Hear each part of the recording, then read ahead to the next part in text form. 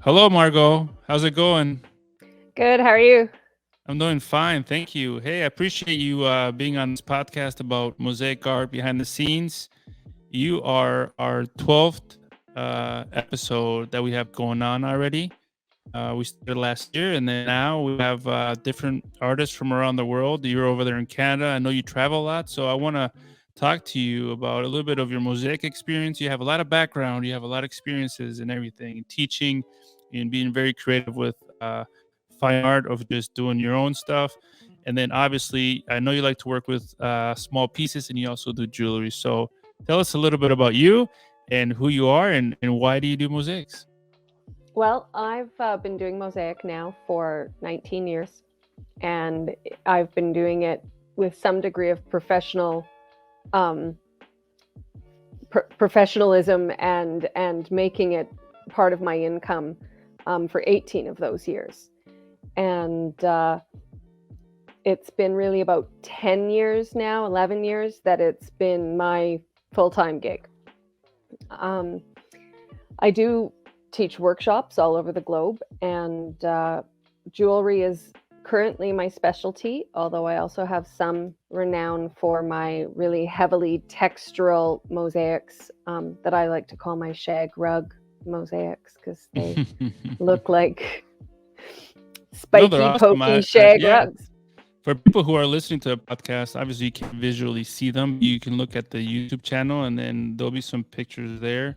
And maybe she'll will even show us here on this podcast a small piece. But if not, you could check her out at margoanton.com. That's her webpage. And then she has a really beautiful webpage where she explains all the jewelry she has. She has recent work, and then just has just basically anything that you need to know about her. But yeah, basically that's a little bit about Margo. So tell me a little bit more. You specialize a little bit more in jewelry. Is it because you just like to work with small pieces? Because I know in some of your fine art work you also use small squares. Well, the small actually happened as a result of me becoming nomadic or location independent. I haven't had a permanent residence in almost 8 years now. And when I was embracing this kind of a unusual lifestyle, I realized really quickly that I can't haul around a whole studio of stuff. Mosaic is heavy. So I realized pretty quickly that I was going to have to work small. Luckily, I already had some kind of was already a little known for doing the mosaic jewelry. So I decided to just really heavily specialize in that as my um, way to be able to be carrying my mosaic materials with me on the road. And so I then started focusing on smaller scale mosaics, Okay. jewelry. Once in a while, I have been able to make um, fine art wall hanging style mosaics, but even those I keep pretty small because Yeah. I need to be able to ship them and ship them easily or throw them in a suitcase or something. So I still tend to work really quite small, even with my fine art mosaics. I mean, I did something recently that was 16 inches by 16 inches or 40 centimeters by 40 centimeters, and that's the biggest thing I've worked on in years. Oh, really? Yeah, Yeah. and Yeah. it's For some not people, even it'll a big probably be small, but mosaic. yeah. It's Yeah. not even really Exactly. a big mosaic. So, yeah. Yeah, it's not like a public art, right? Where you have like all these square feet just covered with tiles. No, and it's amazing. You're a genius for traveling around with your mosaics. I mean, because you get to be able to travel, to meet new people, do workshops. I'm guessing in different areas, different countries, and I'm sure you have one coming up. Um, do you have one coming up soon? Well, I am hoping to organize a tourist destination workshop in Santorini, Greece, coming up soon, hopefully the end of Wow, that's beautiful. September. Mhm. Um, Santorini is one of my homes, as I like to refer to certain places around the globe that I keep going back to, and that's where my boyfriend is as well. So we we are hoping that I will be able to start spending a little bit more time in Greece. Yeah. And Santorini is a really hot destination, so it would be great to be able to put together a workshop there. No, that'd be awesome. And then you probably post that on your website when you do have it. And then you could also, if you don't have Instagram or if you don't have her on Instagram, I would definitely look her up too. It's also Margo Anton. Am I saying it right? Anton? Margo Anton? Anton, people. Anton? Okay. Anton it's kind of gotten Anton? anglicized. Anton is more Germanic, the German Okay. heritage. So Okay. yeah. So look her up in that. She has Instagram, and I'm sure she'll have all that information for future workshops, and not just even there. I mean, maybe after a while she might be somewhere else, and then you might be around there, and then you might want to take that workshop too. But what amazes me is like when I talked to her this week, and she's just, someone that just dedicates her time and just making mosaics. I mean, she has literally her studio like right by her. Like she doesn't leave like the access to just start making and being creative all the time. And I think that's very important because most people or more starters have like the studio somewhere else where they have to go and drive and just kind of that's where all their stuff. It just her way of thinking and her way of just doing things. I think that's so cool. I really envy you, to be honest with you, because I know, I mean, I've traveled, I've been to Italy, I've been to Greece, and it's just, I think that's just a real fun way for you to live and then work at the same time, and actually, obviously, will have an income also with it. So, way to go. Well, I realized that the other thing about the jewelry is that not only is it lightweight in terms of materials, so I can carry it with me, it doesn't take a lot of space to actually to produce the jewelry.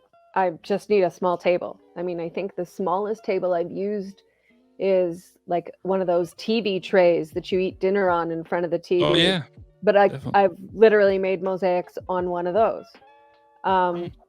And it's really kind of amazing how many different countries I've created work in. And I mean, we're talking I've done it in hotels and stuff too. Like it's not Yeah, yeah, just yeah, yeah. yeah.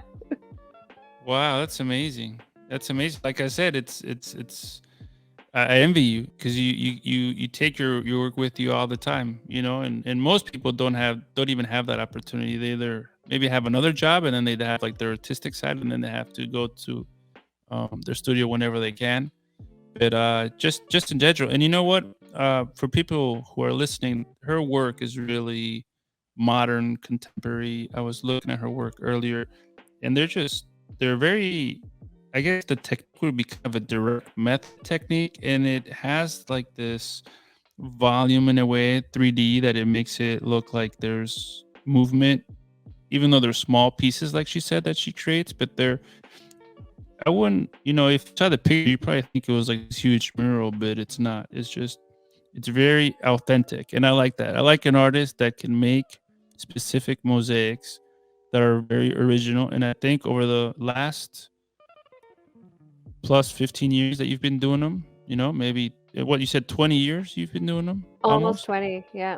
almost 20 years, just about how I've been doing them when I first started. So I kind of know like the difference when someone is trying to relate to a certain technique that someone's made already, even if they have like the color theory. But in general, the idea of you make is just very original. And I think that's the difference between a fine art mosaic artist and then just someone who does mosaics that they grab like a certain technique. And it takes a lot of time to be in yourself and to discover what kind of techniques you can do and master. So that's another applause for you. I think, to be honest with you, I think I would say in the US, I'd probably say that you're one of the top ones, top mosaic artists that I've seen technically. You're an all around artist. You do jewelry, you've taught, you've mastered a certain technique, you do your own style. And I think that's very unique. And, I saw that you almost got to the finalist, right? Like at this international exhibition. I saw that. Yeah, I was so finalist is just any juried exhibition when you use the word finalist, it means you were accepted into the exhibition. But Okay. I've had a couple of nice wins in the past few years. First, I tied for best wall hanging at the Canadian annual Mosaic exhibition. And then also a few months later, received a Juror's Choice Award at Mosaic Arts International, which is the show that the Society of American Mosaic Artists used to put on annually. Yeah. So And that's a big those one. were That's a big show. That's very, that was I a mean, big there's a show. lot of So people, yeah, international people or artists are participating in that one. exactly. And then also this past summer, I was honored to be one of 12 Canadians whose mosaic work was displayed in Paray-le-Monial, France, Hmm. for the Maison Mosaic Contemporaine, which is sort of the contemporary mosaic house. So it's a mosaic town. They are known on the map for this mosaic studio and art space, and they do an annual exhibition. And usually they just invite a couple of really top level mosaic artists. But this particular year, and owing to the Canada France connection, they decided that they would do a country. So they had one of our participants. She was the one who organized it, and she chose the people who, in her estimation, were the 12 best Canadian contemporary mosaic artists. And so that was really a very Wow. big Big. honor to No, be that's included in that. Yeah. that is very big. Yeah, definitely. I mean, I wasn't wrong then when I was saying I think you're one of the top mosaic artists around just because of your experience and you know what? And it's not just of what you do, but your attitude towards how you do it. Like you travel around with a suitcase of mosaics all the time. I mean, I don't know many mosaics artists that does that. And I think that just itself makes you the top 10 mosaic artist that I know. You know? Yeah, it definitely has an interesting lifestyle factor. Yeah, That's for yeah. sure. But the beauty about doing all the travel is it really gives me heaps of inspiration for my work. So in addition to it always gives me something to say in what I'm doing. And in fact, I do have a blog as well, which I will show a piece of my work and then talk about the inspiration behind it, which is sometimes about my actual travel journey, and sometimes it's about my Yeah. personal inward journey, because I mean, it's a unique lifestyle, this not having a permanent residence thing, and not many people would be comfortable doing it. And Yeah. it sounds all jet setty and stuff, but it does have its own set of challenges. And so, you have Oh to yeah. I could you have to give them yeah, a certain degree of control. yeah, definitely. No, I mean, it sometimes it sounds in theory really good, kind of like when you make a mosaic and it's time to install it. You're like, "Oh, in theory it should fit, and in theory they should all go together and nothing should go wrong." And then you get there and the column is not correct. You're like, "But it's a column. How can a column not be the same, Right. diameter, yeah, circumference?" But hey, that those are like the tricks and fixes that you have to do as a mosaic artist over the years that you just kind of have to make sure that all the substrates and the pieces that you're gonna put have to be exactly correct with the same Hmm. measurements. If not, you'll definitely get into trouble. So going back to you making mosaics, what motivates you to make them? I mean, what is it that kind of, because I know you have you have a bachelor's degree in commerce, and then you've evolutionized to a mosaic artist over the years, and you know like for me, I get motivated just by looking at all the colors and just trying to get my ideas out of what I'm thinking of what I'm making. I mean, they don't have to be like really cool mosaic. It's just something that I like. I like the business part of it, but I like just being able to express something on material that you can touch and you can feel. Well, what's interesting is, yes, I do have a commerce degree. And how I actually ended up getting into mosaics was after 3 months in the corporate world, I ran screaming. I hated it. And so I realized pretty quickly that I'd always, when I was growing up, I always did lots of creative stuff. And I realized I'd really let that slide as an adult. And so I realized I was going to have to figure out some kind of occupation, some kind of life where I was doing creative stuff. And before I ended up having a commerce degree, I'd actually spent some time in the field of classics, which is studying, for those of you who aren't familiar with classics, that's the Yeah. study of ancient civilizations, languages, culture, history, all that kind of stuff, mythology. And so I'd spent time doing that, and I'd actually been on an archaeological dig in 1996. And we were digging a Roman villa, and there were Wow. mosaics in this villa. And so as I was looking around for something new and creative to do, I started wondering, hey, is anybody doing that old ancient art form of mosaic? That sounds kind of groovy. And so I went online and searched, and this is still kind of early internet days, but there was Yeah. some, and I realized, yeah, there was a little enclave of people who were doing it, mostly down in the US and some Yeah. over in Europe, but there were people. So I started doing some research, and after about half a year of that, I, and taken books out of the library, I decided to give it a shot. And I think before I even picked up my first set of wheeled nippers, I knew it was going to be the rest of my life. And Oh wow, that's crazy. like I just had a sense. Yeah. And so I realized really quickly that it was what I wanted to be doing. As an art form, it's just got so many interesting things going for it that you don't really get in other art forms. It really has unique properties that nothing else has. And I love watching how mosaics come together and why they work and why they don't work. And so I'm mostly self-taught. And so I spent a lot of Yeah, I those was looking. I earlier. was looking at your resume, and I didn't really see that many workshops of just that you've taken with other mosaic artists. Yeah, I'm mostly self-taught, and how it all worked is I would first library, and then if I thought it was a worthwhile addition to the collection, I would buy a copy of the same book. But I'd Do you have spend a a book lot that of you recommend? Do you have a book that you might recommend that you like that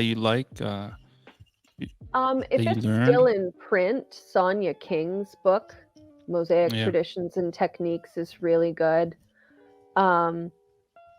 There are so many though that are decent. Anything by Emma Biggs is going to be an excellent instruction manual. And Bonnie Fitzgerald has some good ones too. Bonnie But I'd offer, Fitzgerald, yeah, she's really yeah. good too. We're gonna So invite her also, hopefully soon.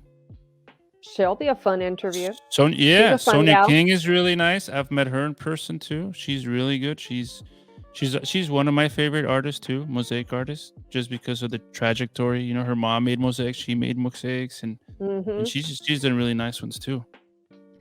So and then some of the sometimes just catalogs of shows and things. Anything, every year the Spilimbergo School puts out something, and that's Yeah, always a they come fun out one with to look through. yeah. Every year they finish, they come out with the new version of the works that they do during the whole year. Yeah, and that's so.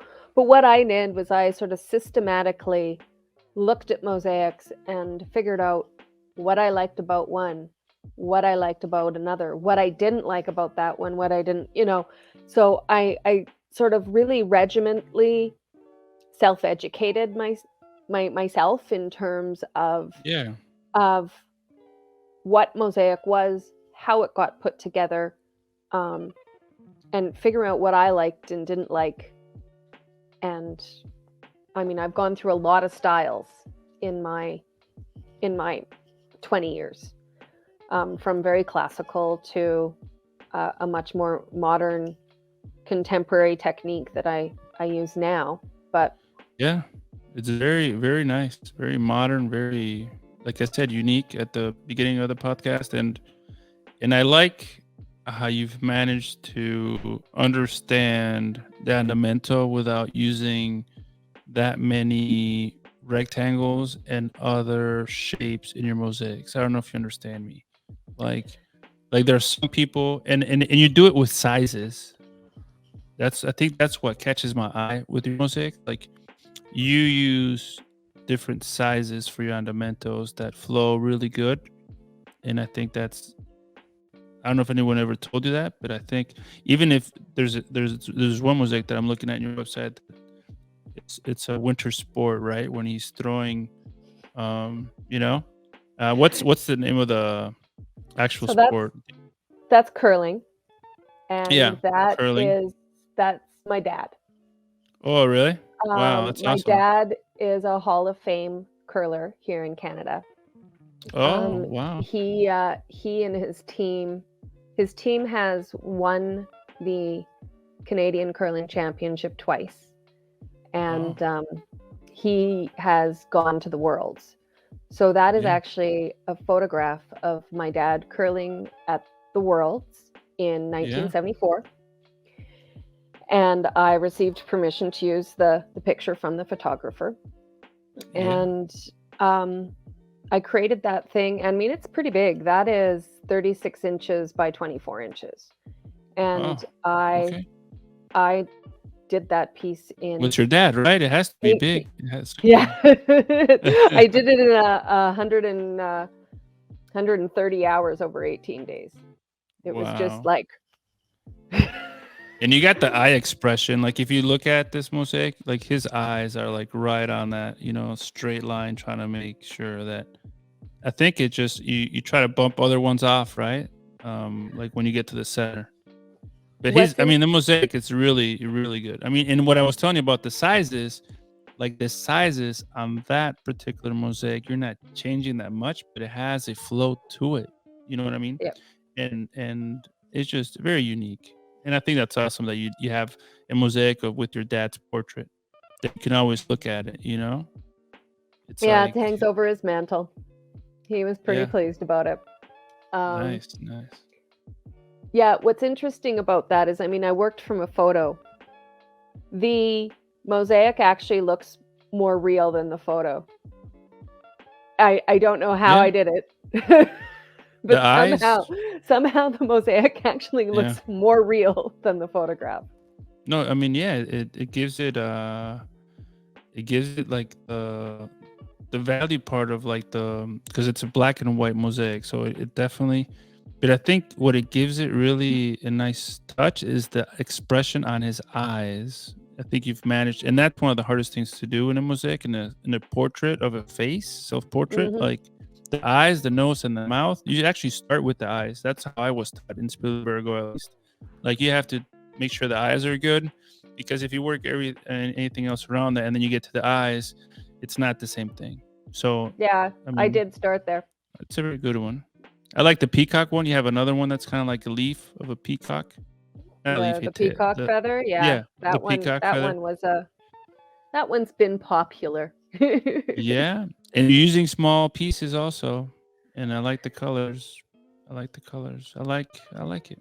I like your mosaic, and that's why I'm sure you get a lot of people sign up to your workshops, because you're very original, and I'm sure you'll have plenty of mosaics to do in your lifetime still. So whether it be Greece, whether it be anywhere that you're traveling, because you can track her. I don't know if anyone knows, but I was in her webpage, and she updates where she is, which I think that's also another amazing thing. Right? Yes, you there is the Yeah. Margo locator, and Yeah. you can it'll tell you as soon as That's you so open the awesome. page where I'm at. Yeah, I think that's awesome. I mean, that's what makes someone unique and different, and I think that gives you like a certain personality. I think it's just awesome, and I'm glad I'm talking to you and people can hear your voice and who you are, and can look you up as a mosaic artist, like what you do. And once they hear the podcast, or when they actually just see the video on YouTube, they can kind of get an idea of what a mosaic artist like you does, right? So I mean, that's the important thing, just to kind of tell people that everybody's stories, and I think your story is a really good one to tell. So I'm glad you did this with me. Yeah, well, it's certainly, I mean, it is. I've always loved telling stories, and so that's one of the things that's great about my blog is I get to tell my stories as well as show my art, because what my art is and what my stories are kind of inseparable at this stage. Um, they kind of feed each other too. So, Okay. the inspiration I get from the travel feeds the art, Yeah. and then I end up traveling because of the art in terms of teaching workshops and needing new Living. Yeah. needing new needing new inspiration. So every so often Margo has to go, see a new country to Is the blog a specific name, or do you have it under the same name? No, the blog is Mosaic a Day. And I had originally started that blog back in 2009 as a way of pushing myself to get into the studio on a more regular basis. Okay. So I started making these small mosaics 5 days a week, so one a day for 5 Mhm. days a week. And they were around 6 inches by 7 inches, 6 by 6, that kind of thing. So they weren't that big, but I had to design, cut, execute, finish in Yeah. one day. And usually they only took me 3 hours or less. But it just really made my skills increase at a really rapid rate, because you were doing the whole process of making a mosaic from start to finish with more regularity. I mean, mosaic takes a long time. So Yeah. we don't always get a chance as mosaic artists to be constantly designing and constantly finishing it. It's not an instant gratification kind of Yeah. Yeah. Definitely. thing. So I started doing that, and I did that pretty consistently for a couple years. And then that segued into jewelry, because I wanted to keep doing this mosaic a day, but I also wanted to change it up a bit. So I started doing the jewelry. And then that in turn really helped me out when I became nomadic, because I had this small scale mosaic concept knowledge that I was Yeah. already doing. And Yeah. You found your own way. You found your own way that you liked, and what you understood of what you needed to do to make your mosaics, and you went with it. mhm. And so now I still use the Mosaic a Day blog, but I'm mostly posting jewelry. Yeah. But No, and now, your instead of experiences. Yeah. and my experiences, like there's pictures from my travels on there, and all Yeah. sorts of exciting stuff. So Well, don't be surprised. I'll be checking it out. I want to be checking it out. I mean, hopefully you'll come back for another podcast eventually, once you that'd be fun. after you're over there in Especially, I Greece. mean, And yeah. COVID's put a bit of a damper on the whole travel piece, obviously. So I've Yes. spent more time in Yes. Canada in the past 2 years than is my normal. Yeah. Yeah. When COVID hit, I was in Australia and was supposed to be heading back to Greece with my boyfriend, but instead ended up having to book a flight to return home to Canada, and I ended up there for, oh gosh, how many months before I managed to get to Greece? I think something like 5.5 months before I Yeah. managed to get back to Greece. And then the next time I was in Canada for 9. Wow. No, it's So been hard. It's been very that's hard. been a Even lot. yeah. I mean, it's for everybody, and I don't think it's ever gonna end. To be honest with you, I just think like we're just gonna have to try to get over it, and then obviously, if you're vaccinated and it helps, and you're not, if you don't want to get vaccinated, I guess you don't really have to if you don't want to, but just be aware that you might be able to get sick, and then you just don't know how sick you can get. Then, I think everybody has the right to actually choose if they want to or not. Eventually, what would happen? I don't know. I mean, I just don't feel like you have to force someone to do something that they don't want. Especially, I mean, I know it's very contagious for other people if they don't get vaccinated and they can pass it along. But I just think they maybe with if they, most people when they get sick, they start realizing that it's time to get vaccinated anyways. And the bad thing is some people have just died, and we've tried to go over that. So hopefully within time we can kind of understand it a little bit better, because not even now no one understands what's going on. There's a new one coming, I guess, now, and then it's just every day has just been changing. So, and making mosaics mentally, for some people it helps out too, right? Like it's an area where it's very helpful to keep your mind on doing something. I know a lot of people have just been doing a lot of home craft things, just not mosaics, but in general, and that's helped a lot of people with mental health. So let's just keep motivating people just to keep doing stuff, not just just not standing still. I think that's what we can't do. We can't just wear a face mask all the time, or we can't just be inside all the time. I think it's going to be worse in the long run if we keep doing that. That's my opinion. Obviously, there's different opinions on that, and it's very problematic. But that's why I just stick to mosaic, basically. Right? I just Well, stick to mosaic, and I've spent a lot of the last couple of years getting really creative in the kitchen too. okay. I'm not a lot in places where I can really indulge my love of cooking. So Yeah. it's actually been nice for me to be able to really get in there and, I now do sourdough and I do all the things. I even made croissants from scratch. Oh, really? Yeah. Wow. So that's been fun too. No, that's awesome. Hey, well, and did you not cook before that much? Oh, I did, but when you don't have a physical permanent address, Yeah. you don't Mm. get to so much. And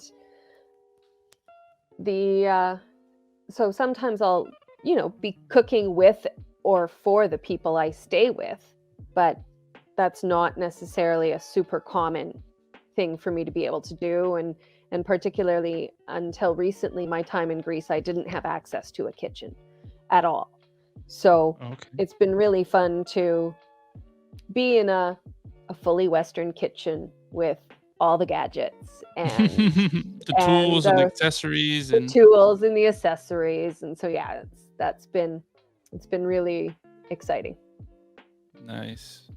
That's so awesome. So, well, we're coming up to the end of the podcast. I really appreciate you taking your time, coming over here and just talking about mosaics, what you do, how you explore the mosaic medium, and what are your future plans for 2022. You're going to be over in Greece, and you're going to try to have these workshops where people can go over there. There's a lot of mosaic tourism workshops that are available, and I mean, hey, who wouldn't want to go to Greece and be over there in Santorini, right? Right? Like, how fabulous would that be? I want to go. Can I go? It's like, I Sure. want to go. I mean, I wish I could. Yeah, I want to go, and I'm sure, people who do have a possibility, I'm sure they'll get a chance, and they have somewhere to go, and then that's with you. So yeah, I and think, if anybody wants, find me through my socials. If you want to be added to the list of the first people who know all the details, I'm happy to add you to that list, and then you'll be sure to get all the good info. yeah, no, and I have Instagram, so I can definitely promote it too. I mean, I'm just trying to have a lot of mosaic friends. I do have a lot of them all around the world, and I think I just added one more to the list. So, Great. Margo, I really appreciate you coming on to this podcast. I think it's been wonderful for people to hear what you do as a nomad mosaic artist around the world. And I hope you can come back once you're in Greece, or after you come back. I don't know if you ever come back, but I know definitely you could keep us posted in your blog. For sure. All right. Well, thank you for being on, and I'll talk to you soon. Thanks for having me. Yeah. Bye-bye. Bye.